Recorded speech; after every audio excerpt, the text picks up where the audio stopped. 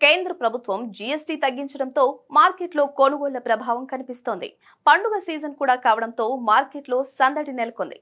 సామాన్యుడికి అవసరమైన నిత్యావసరాలతో పాటు ఎలక్ట్రానిక్ వస్తువులు, బైకులు, కార్లపై గతంలో 28% ఉన్న జీఎస్టీని కేంద్రం 18% తగ్గించింది. తగ్గించిన జీఎస్టీ సెప్టెంబర్ 22 నుంచి అమల్లోకి వచ్చింది. దీంతో తగ్గిన ధరల కారణంగా తమకు అవసరమయ్యే వస్తువుల్ని కొనుగోలు చేస్తున్నారు. దీంతో పాటు నవరాత్రి, దీపావళి పండుగలు కూడా మార్కెట్కు ఊపునిచ్చింది.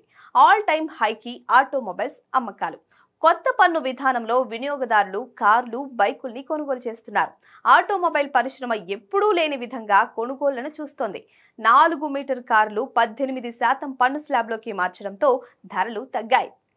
దీంతో దేశవ్యాప్తంగా షోరూంలలో సందడి నెలకొంది. మారుతి 80,000 ఎంక్వైరీలను, 30,000 డెలివరీలతో 35 ఏళ్లలో అత్యుత్తమ సింగిల్ డే పనితీరును నమోదు చేసింది. సాధారణ పండుగ సీజన్లతో పోలిస్తే చిన్న కార్ల బుకింగ్స్ 50% పెరిగాయి. సెప్టెంబర్ 22న డీలర్ బిల్లింగ్స్ 11,000 పెరగడంతో హ్యుండాయ్ కూడా 5 ఏళ్ల తరువాత అత్యుత్తమ రోజును చూసింది.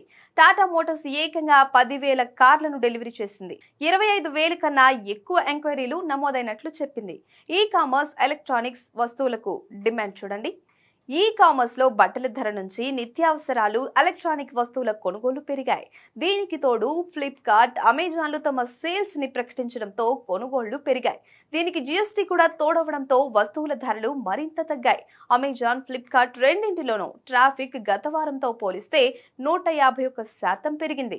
పండుగ సీజన్ కావడంతో కొత్త టీవీలు, ఏసీలు, ఫ్రిడ్జ్లు, వాషింగ్ మెషిన్ వంటి వాటిని వినియోగదారుడు కొనేందుకు ఆసక్తి చూపిస్తున్నాడు. ఏసీల ధరలు ఏకంగా 3,000 రూపాయల నుంచి 5,000 రూపాయల వరకు తగ్గాయి.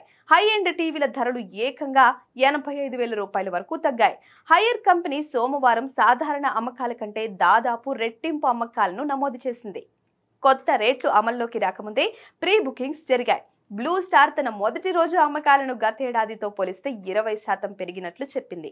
ముఖ్యంగా 43 ఇంచ్, 55 ఇంచ్ టీవీల అమ్మకాలు భారీగా పెరిగాయి.